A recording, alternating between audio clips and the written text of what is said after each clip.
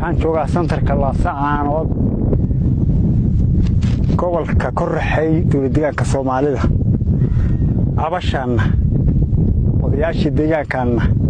waxaan ka cabanaynaa dhibaatooyin jidha oo iska soo noqonaysa oo iska soo doodan oo aan isleenahay haddana gaar baan ku sitaanik madaxweynaha kililka Mustafa Cagjar madaxweynaha iyaga ha guuleysto waxaa socodsi uga nahay mabaadi'yo fara badan oo soo noqnoqday oo xal u weynay inuu nooga jawaabo kow shalay iyo dorhaad iyo tii ku horeysayba dadkii odayaashii iyo deegaankii iyo dalkiiba wala xaraasayaa sidee wax u jiraan madaxweyne